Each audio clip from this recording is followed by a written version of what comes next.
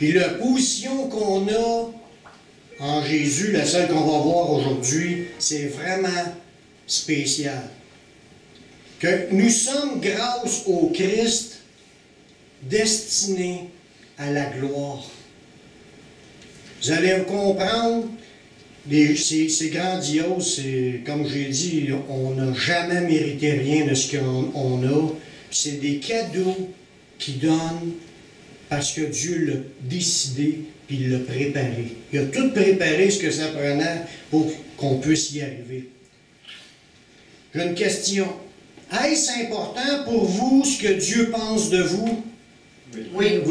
Il y en a des gens qui vont dire « m'en fous, moi! » Tu sais, puis ils sont tellement qu'ils s'en foutent, ils ne veulent rien savoir de ce que Dieu a à dire.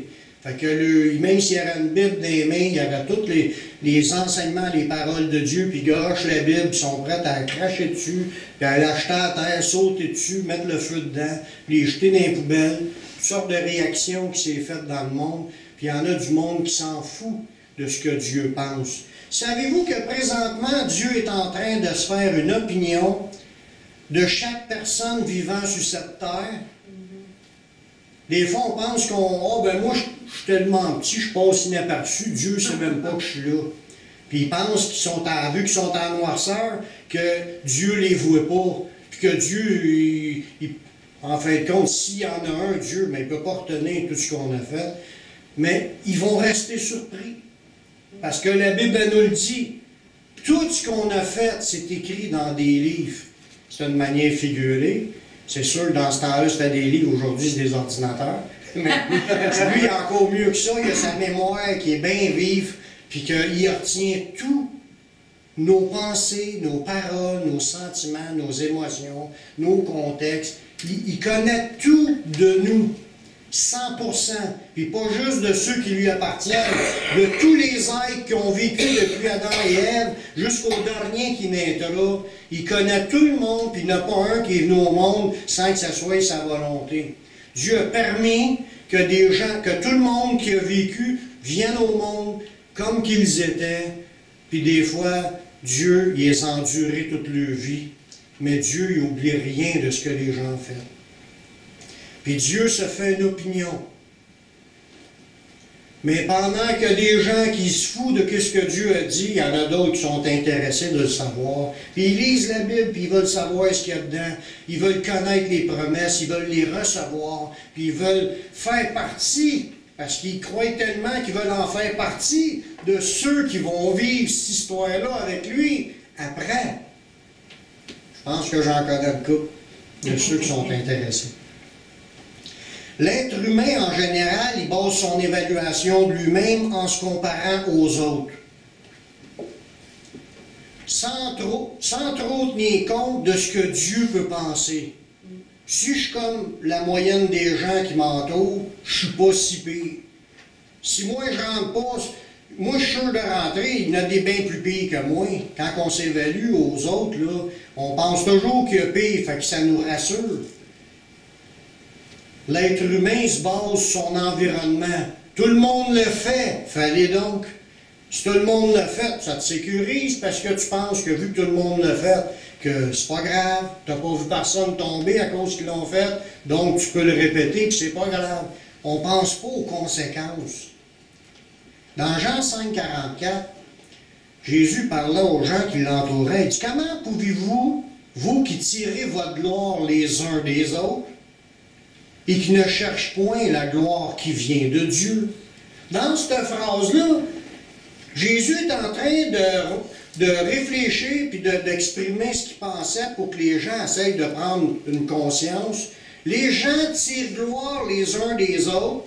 Fait que, il y en a un qui fait de quoi, l'autre le félicite, l'autre fait de quoi, l'autre le félicite. Même si c'est dans le péché, c'est pas grave, du moment que tu réussis à te faire féliciter ou encourager par quelqu'un qui va peut-être faire la même chose que toi. Les deux, on se sent encouragés. On tire notre gloire les uns des autres. On se félicite, même si c'est dans le péché. Mais sans tenir compte de ce que Dieu, lui, pense de cet événement-là, de cette chose-là. Là, il dit, Vous tirez votre gloire les uns des autres et ne cherchez point la gloire qui vient de Dieu seul. Est-ce que dans ces situations-là, quand on tire notre gloire de quelqu'un, il y a quelqu'un qui nous félicite? Là, on est fiers. Mais si je poserais la question à Dieu, est-ce que Dieu il est fier de ce que je viens de faire?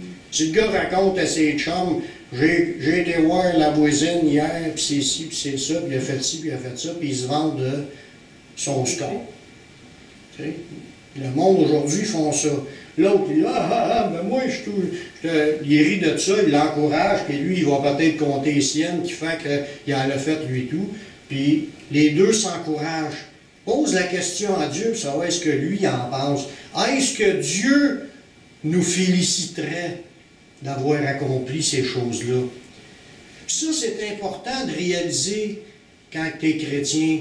On ne vit pas pour l'approbation des autres. On vit pour l'approbation de Dieu. Est-ce que Dieu approuve ce que je fais? Même si tout le monde dit quelque chose ou tout le monde fait quelque chose, ça ne veut pas dire que c'est approuvé de Dieu. Dieu, lui, il veut approuver des choses, puis il a déjà écrit ce qu'il approuvait. Où est-ce qu'il a écrit ça? Dans sa parole. Tout ce que Dieu approuve, c'est écrit, puis ce que Dieu désapprouve, c'est écrit. Puis l'analyse de Dieu, l'opinion de Dieu, je pense qu'elle compte un petit peu. Ça va venir à la fin, quand que Dieu va remettre à chacun selon ses œuvres. Là, Dieu nous parle, parce que là, dans sa parole, il nous dit toutes sortes de belles choses, puis des choses qui sont... Le constat de Dieu est que l'ensemble des humains sur cette terre sont déjà privés d'accéder à la gloire de Dieu. Ça nous le dit dans Romains 3, 23, je l'ai dit la semaine passée, tous ont péché, ils sont privés de la gloire de Dieu. Tout le monde a tombé dans le péché. Tout le monde a désobéi. Tout le monde, dans leur état de pécheur, puis souillés par leur péché, sont empêchés d'accéder à la gloire de Dieu. Pourtant, tantôt, j'ai dit qu'il y a des gens qui sont destinés à la gloire de Dieu. Mais on voit encore dans ce verset-là, dans cette idée-là, que il n'y a aucun humain qui a pu accéder à la gloire de Dieu par ses propres mérites. Parce que tous ont péché, ils sont privés de sa gloire. Par défaut, on ne peut pas rentrer dans la gloire de Dieu. Mais Dieu, quand même, il a voulu conduire vers la gloire beaucoup de personnes.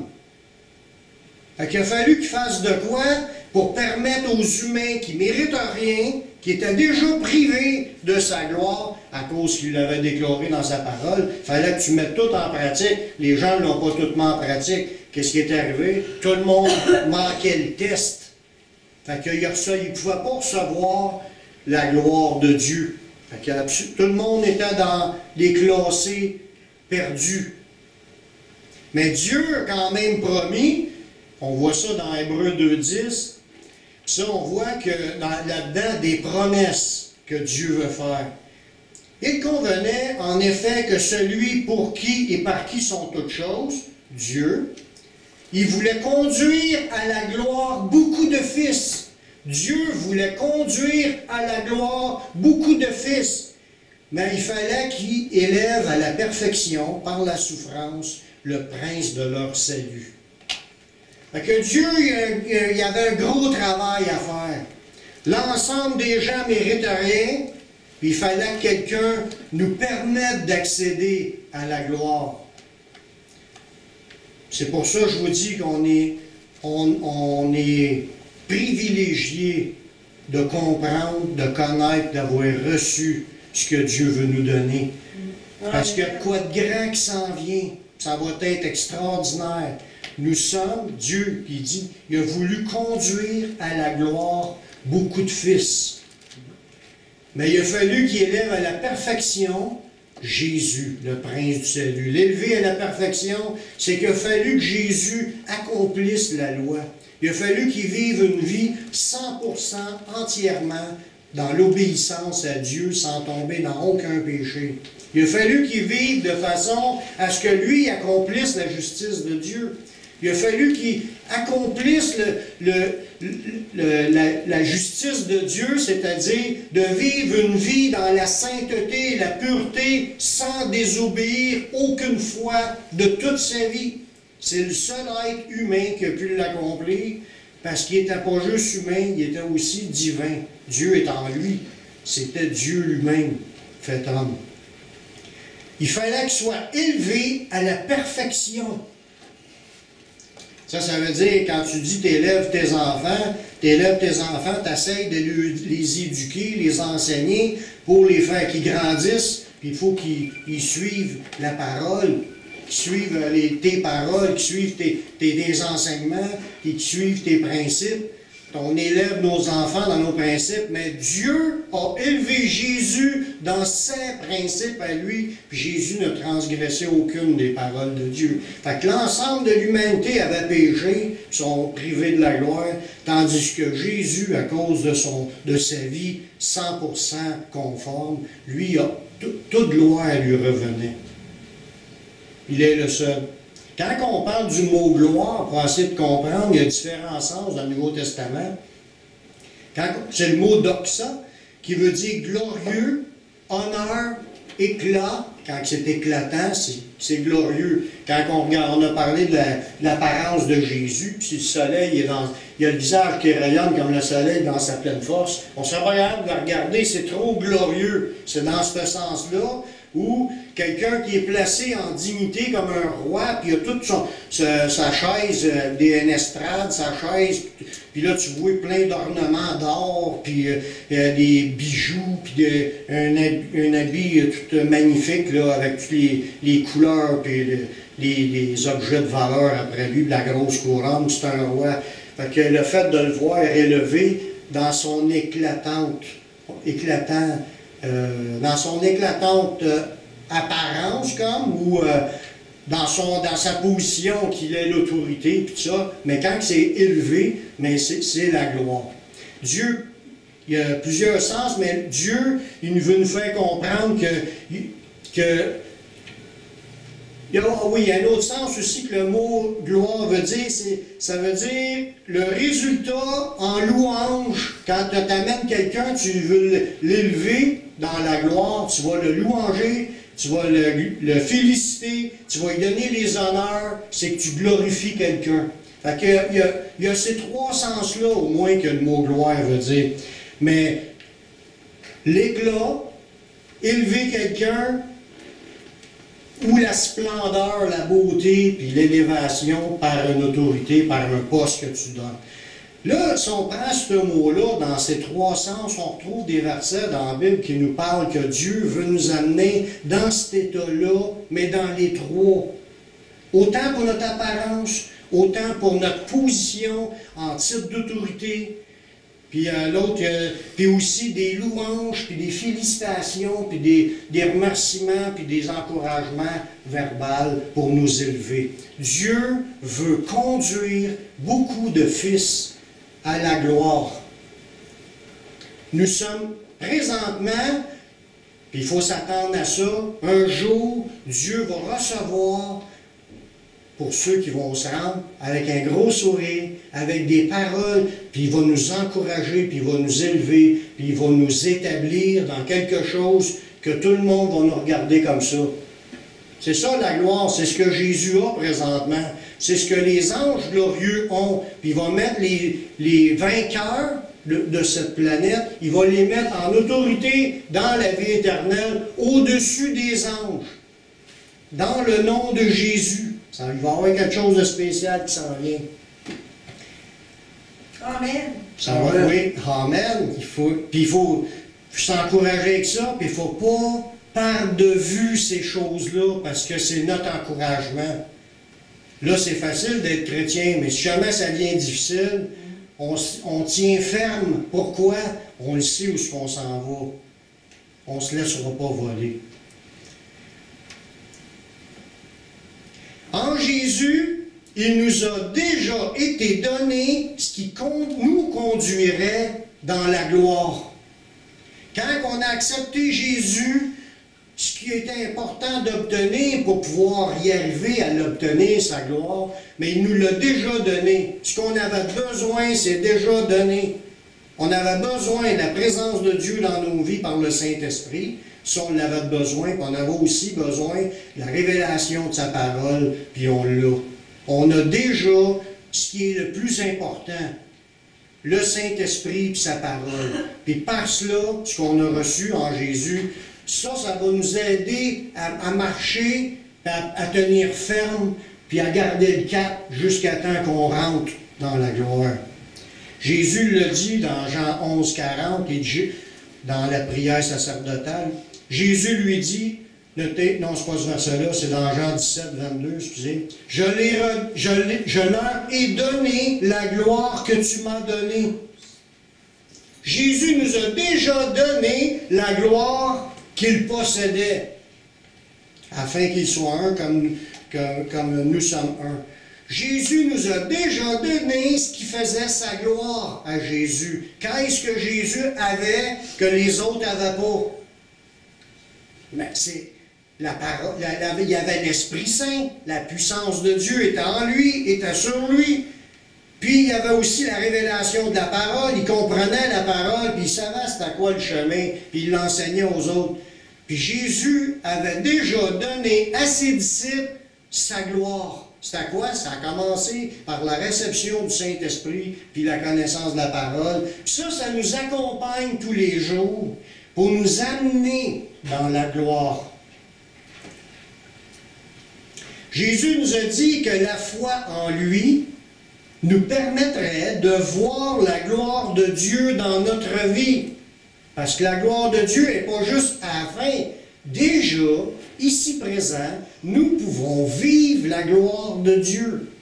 On l'a reçu ce que ça nous prenait pour se rendre. Mais il dit dans Jean 11, 40, Jésus lui dit, « Ne t'ai-je pas dit que si tu crois, tu verras la gloire de Dieu? » Dieu a déjà donné aux gens ce qui était nécessaire pour voir la gloire de Dieu. Nous n'avons qu'à croire pour le saisir. Ce qui s'est passé à cet événement-là, ils l'ont vu, la gloire de Dieu. La puissance de Dieu s'est révélée. Il y a eu une personne qui a été ressuscitée. Qu'est-ce que Jésus nous avait demandé comme critère? Ayez la foi, croyez, vous allez le voir, la gloire de Dieu. Ils l'ont vu à ce moment-là. La présence de Dieu s'est révélée. Dieu a approuvé la prière de Jésus, puis a exaucé. La gloire de Dieu, c'est que Dieu t'accompagne, puis Dieu fait des signes, puis t'a démontré qu'il est là, puis il approuve ce que tu fais. Il t'accompagne, il est avec toi, puis il trouve les portes, puis il accomplit, il manifeste sa puissance, il manifeste sa présence. Les gens qui la vivent ne font qu'expérimenter le changement. Les choses changent, Dieu est avec moi, les choses changent, ma vie est changée, je suis transformé, puis je m'en vais de gloire en gloire, je m'emmène à devenir comme Jésus sur cette terre. Puis imaginez-vous après. Pour les êtres humains qui ne comprennent pas, ils trouvent la foi comme une folie. Quand tu leur parles de ça pour le monde, ils trouvent que c'est de la folie. Oui, non, ça a du bon sens. Tu sais, tous les raisonnements de rébellion et de ne pas accepter. Puis c'est ce que l'apôtre Paul, dans 1 Corinthiens 1,18 nous a dit, la prédication de la croix, c'est une folie pour ceux qui périssent, mais pour nous qui sommes sauvés, c'est une puissance de Dieu. Quand tu l'as reçu, tu t'aperçois que parler de Jésus, parler de la croix, parler du nom de Jésus, parler des choses, des promesses de Jésus, c'est puissant, il se passe de quoi? Nos vies changent depuis qu'on est au Seigneur, puis il y a des vies qui se rajoutent, des gens qui acceptent Jésus, puis leur vie est changée. C'est puissant, prêcher l'Évangile. On voit la gloire de Dieu quand on parle du Seigneur. On voit sa puissance, son esprit agir, sa parole qui s'accomplit. On voit des prophéties s'accomplir.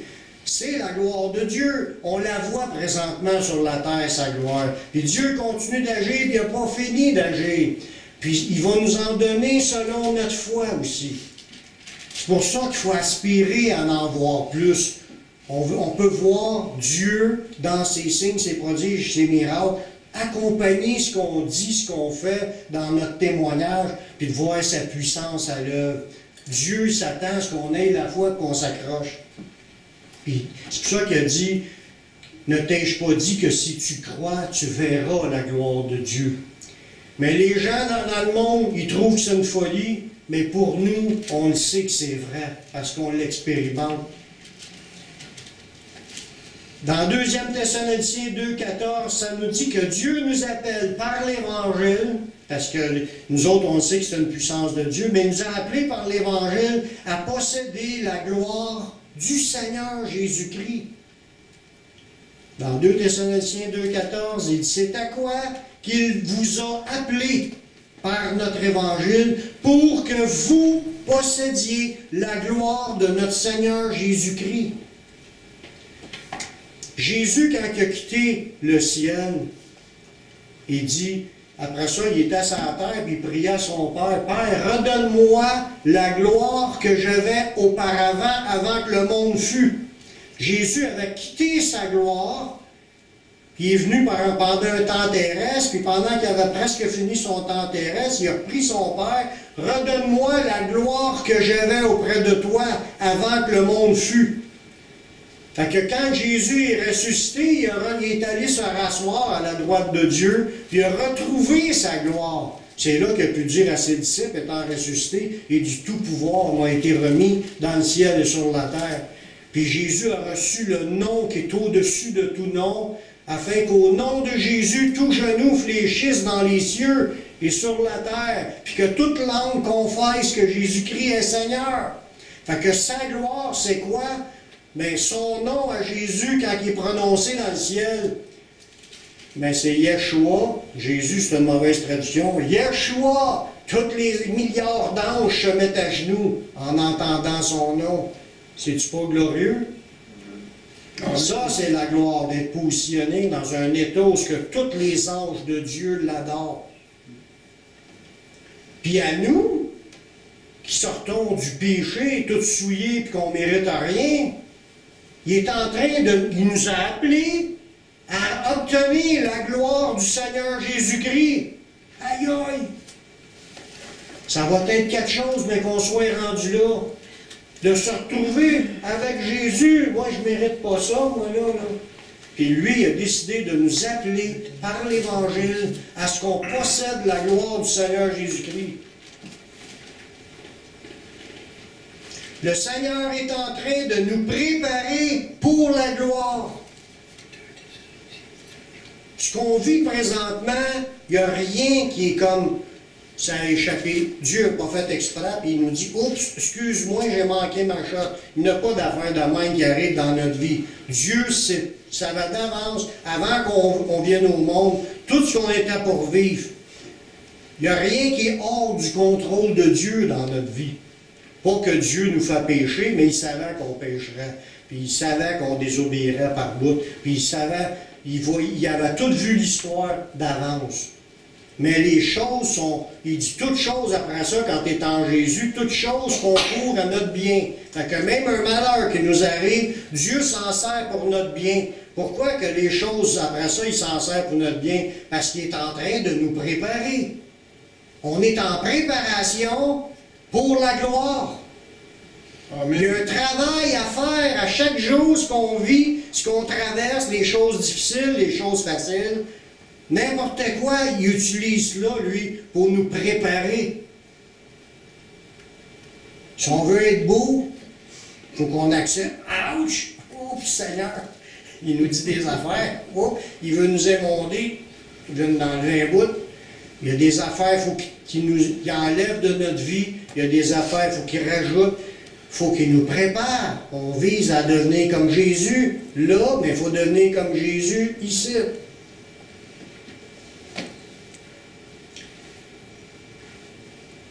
Dans 2 Thessaloniciens 2,14, non, c'est pas celui-là, c'est Romains 9, 23, il est en train de nous préparer.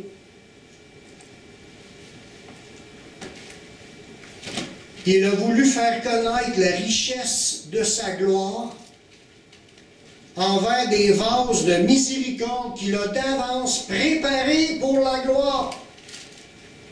Nous sommes des vases de miséricorde, qui a obtenu sa miséricorde, préparés pour la gloire. Tu n'arrives pas là pour pas préparer.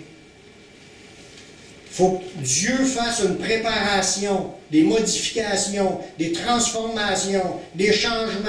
Et nous, on accepte le changement. Amen. Amen. On accepte le changement. On veut pas continuer à être rebelle dans son chemin pendant que lui veut nous amener par là.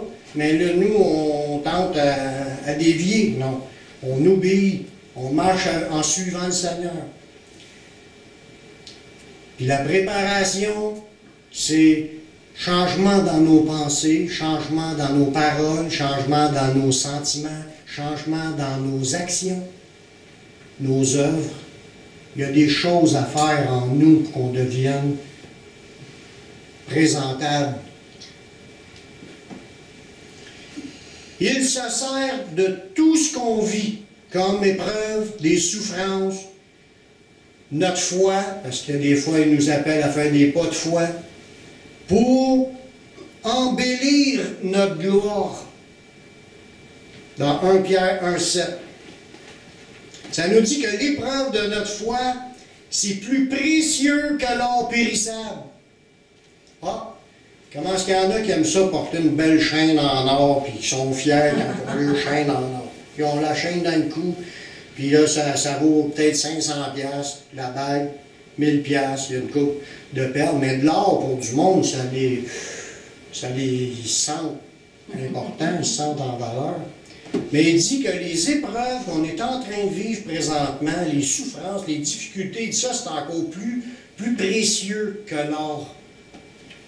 L'or, pour Dieu, c'est tellement commun qu'il a décidé de s'en servir, faire de l'asphalte dans le ciel. Tout est en or partout. Pour lui, c'est commun. Tandis que nous, mais il dit, considère tes souffrances que tu es en train de vivre, c'est plus important que de l'or.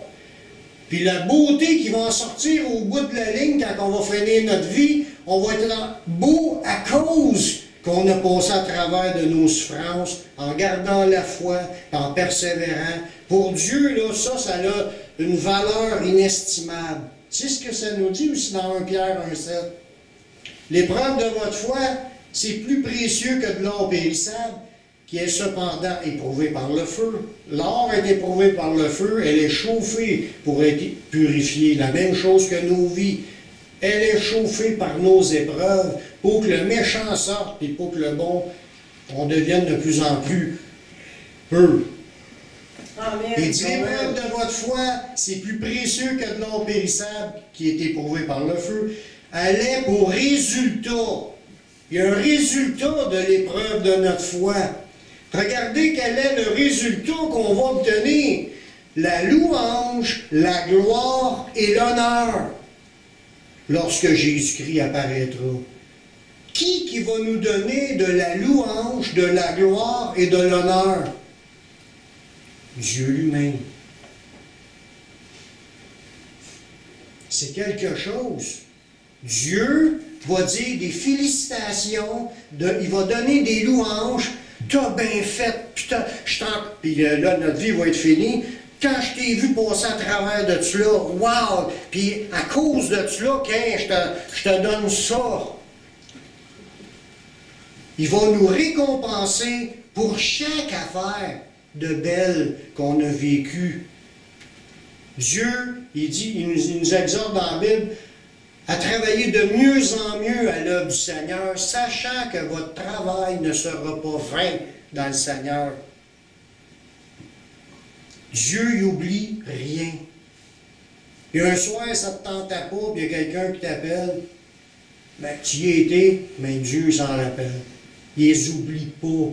Chaque moment, chaque 5 piastres, n'importe quoi que tu as fait, il se rappelle de tout. Tes prières, il s'en rappelle de tout. Tes efforts, ça t'a coûté de quoi? Tu as eu de la souffrance, mais ça fait partie du travail que Dieu t'a appelé à cela. Mais il sert de ça pour t'embellir, puis il veut en mettre. La louange, là, S'il fait ça, on arrive au ciel, il y a une petite tape dans le dos. T'as bien fait. Donne une petite tape dans le dos, c'est sûr que c'est mieux que de se faire rejeter, mais je pense pas que ça va être juste des petites tapes dans le dos que Dieu va nous donner. Puis de dire, t'as bien fait. T'appelles pas ça de la louange, de la gloire puis de l'honneur. Être honoré, là, juste un exemple, dans l'Ancien Testament, il y a eu un homme qui avait fait une œuvre, il s'appelait Mardoché, puis il avait dénoncé un complot pour tuer le roi. Puis là, le roi, il s'aperçoit de cela, mais il n'y avait pas eu de récompense pour avoir fait cela. Puis il a demandé à un autre gars, qu'est-ce que je devrais faire pour récompenser quelqu'un qui a fait de quoi de spécial pour sauver ma vie? Mais l'autre, il a dit, ben, revêt-le de tes habits royaux, embarque-le sur le cheval qui appartient au roi, puis il fallait faire comme passer dans la ville tranquillement, puis tout le monde va être autour, puis tout le monde va l'applaudir, puis lui donner des louanges, puis là, il dit, c'est ça qu'on doit faire quand le roi veut honorer quelqu'un. Puis ils l'ont fait pour Mardoché. C'est l'idée que je veux qu'on comprenne. Quand que Dieu il dit que les souffrances que tu vis présentement, ça va avoir comme résultat de la louange, de la gloire et de l'honneur. Ça va être grandiose, les applaudissements, puis les félicitations, puis les honneurs, puis les merci, puis qui sont contents, puis les acclamations, puis les milliards d'anges qui vont applaudir, puis tous les autres saints qui vont être là, ils vont en avoir des milliards, ça avec. On va tous s'encourager les uns les autres et se féliciter puis d'être contents d'être là. On va être sourire rendu 2 pouces plus loin que ce que notre bouche peut ouvrir. On va être heureux d'être là, ça va être extraordinaire. Je ne sais pas si ça vous excite, moi j'aime ça penser à ces affaires-là. La Bible nous exhorte à ne pas relâcher, puis de persévérer dans nos souffrances. Pas de persévérer à se faire souffrir, mais quand tu souffres, par exemple, lâche pas le Seigneur, persévère, continue à servir le Seigneur. Il dit, continue, lâche pas, parce que les récompenses vont être grandes. Dans Romains 8, 18, il dit, j'estime que les souffrances du temps présent ne sauraient être comparées à la gloire à venir qui sera révélée pour nous. Savez-vous que Dieu veut se prononcer lui-même? Dieu va prononcer des paroles et remettre à chacun son appréciation. Dieu, moi je vais passer devant Daniel Poulain. Là, il va me parler à moi. Mais après ça, il va vous appeler un par un. Vous allez tout passer, toute la gang, de tous les milliards, des milliards de monde qui ont vécu dans ce monde, vont tous passer un par un devant Dieu, puis Dieu va parler à chaque personne, puis il va analyser toute sa vie devant lui, puis peut-être devant les autres avec, de ce qu'il a dit, ce qu'il a fait, ce qu'il a pensé, puis blablabla, tout. Y a-tu accepté Jésus? Il l'a pas. Tout le monde va passer devant Dieu, puis Dieu va se prononcer sur chaque personne. Dans 1 Corinthiens 4, 5, là, ça parle à des chrétiens. C'est pourquoi ne jugez de rien avant le temps, jusqu'au jour où est-ce que je vienne. Le Seigneur mettra en lumière ce qui est caché dans les ténèbres, et qui manifestera les desseins des cœurs.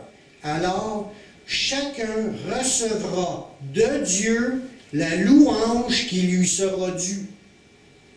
Moi, je vais recevoir de la louange de la part de Dieu qui me sera due. Chacun de vous, vous allez recevoir de Dieu la louange qui vous sera due. Tout dépendant de la manière que vous avez vécu sur cette terre. On a tous, en parlant aux chrétiens, là, ça parle à des chrétiens, on a tous le même Saint-Esprit, on a tous la même parole de Dieu d'aimer.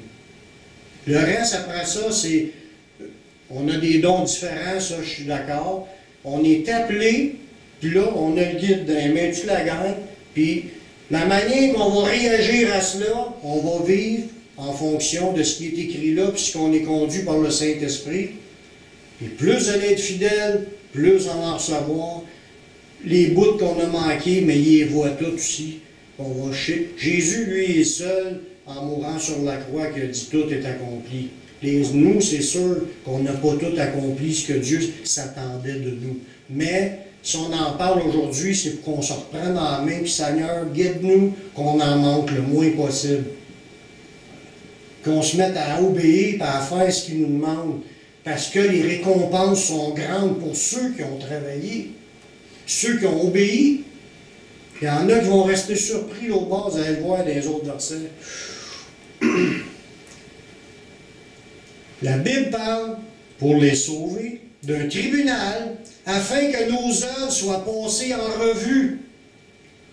2 Corinthiens 5,10. Il veut nous donner la gloire, oui, pour les bonnes affaires, mais c'est qu'on n'a pas juste fait des bonnes affaires. Car il nous faut tous comparaître devant le tribunal de Christ, afin que chacun reçoive selon le bien ou le mal qu'il aura fait étant dans son corps. Quand tu es en Jésus, là, tu fais du bien, tu fais du mal. Chacun va recevoir selon le bien ou le mal qu'on a fait dans son corps. Il nous appelle à la gloire. Mais il va quand même nous passer comme si tu passes à l'hôpital puis tu as le tri à faire avant de passer devant le médecin. Mais on a un jugement, les récompenses sont après, si tu as passé le tri. Voyez-vous?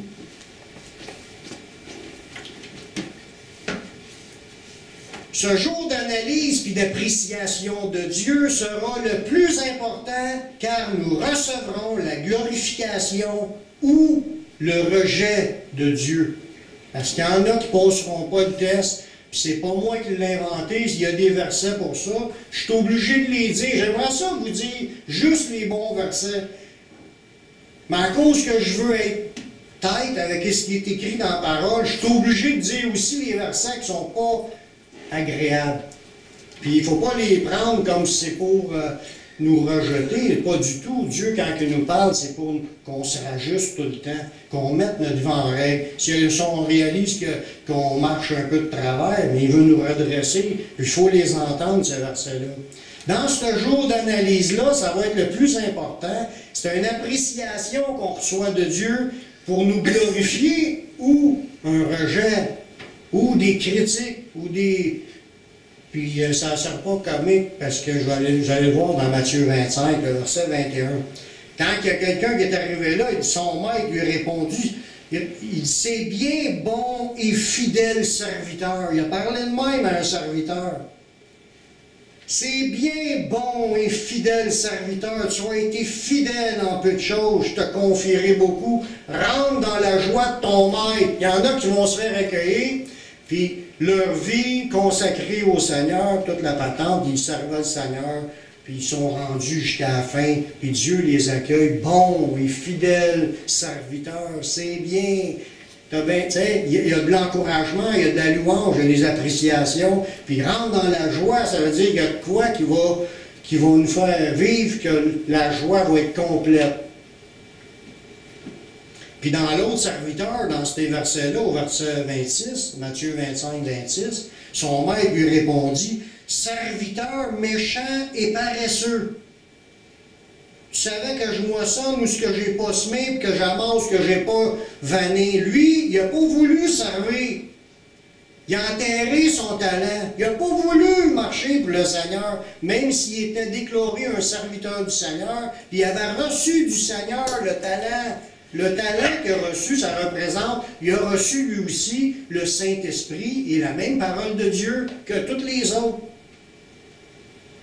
Tu as une portion avec des dons, des capacités que Dieu veut que tu mettes ta vie dans le service du royaume de Dieu.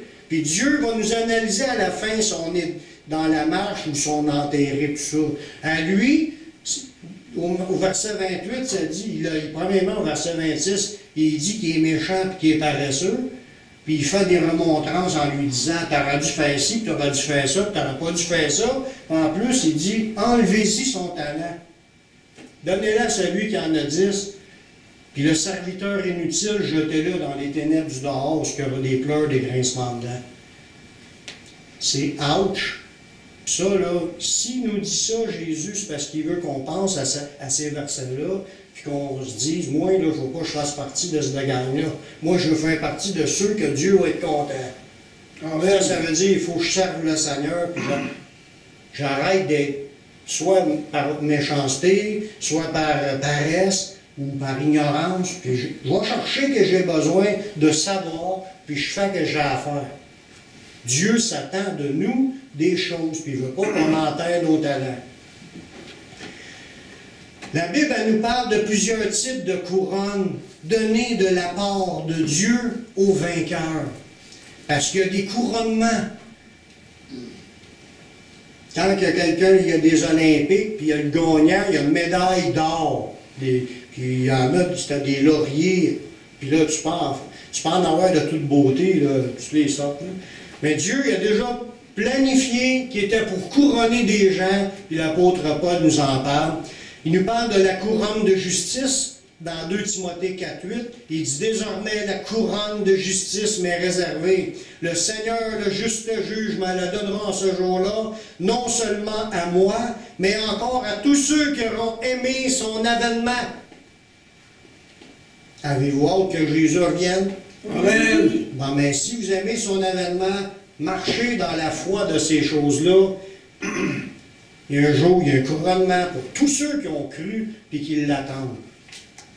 Couronne de vie, dans Jacques 1,12. Heureux l'homme qui supporte patiemment la tentation, car après avoir été éprouvé, il recevra la couronne de vie que le Seigneur a promise à ceux qui l'aiment. Êtes-vous de ceux qui aiment le Seigneur? Amen. Oui, amen. Il y a une autre couronne. Couronne de gloire. 1 Pierre 5,4. Et lorsque le souverain pasteur paraîtra, vous obtiendrez la couronne incorruptible de gloire. Une couronne de gloire.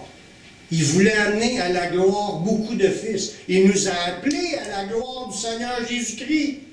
Ça se tient tous ces versets-là. Il y a un message que Dieu veut que tu saisisses. Tu es appelé, puis il y a de quoi de grand qui s'en vient. Il y a des couronnements. Puis quand il nous parle du tribunal de Christ pour recevoir selon le bien et le mal, ce mot-là, tribunal, c'est comme un piédestal, comme pour couronner les vainqueurs. Tu sais, le podium. C'est dans ce sens-là aussi. Ça a le sens de recevoir selon le bien ou le mal, mais il y a quand même un couronnement de podium pour recevoir le couronnement, les couronnes. Puis les trois, on est dans les catégories pour les recevoir. C'est pour nous. Il y a quoi de grandiose qui s'en vient. Nous sommes appelés à la gloire. Puis nos couronnes nous seront données pour l'éternité.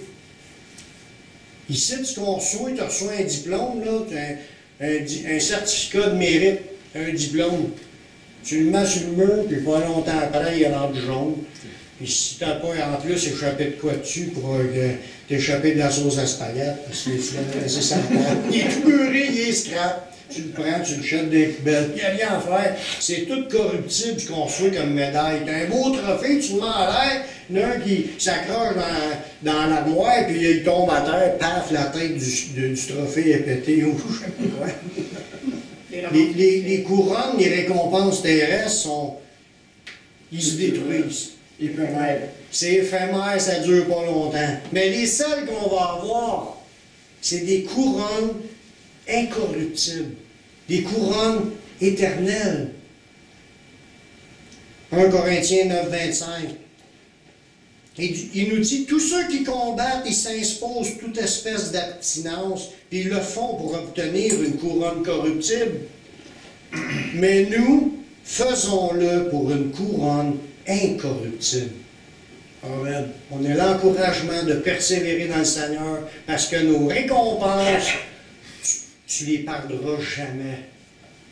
Puis ta gloire, ton honneur, ta louange, elle va être éternelle.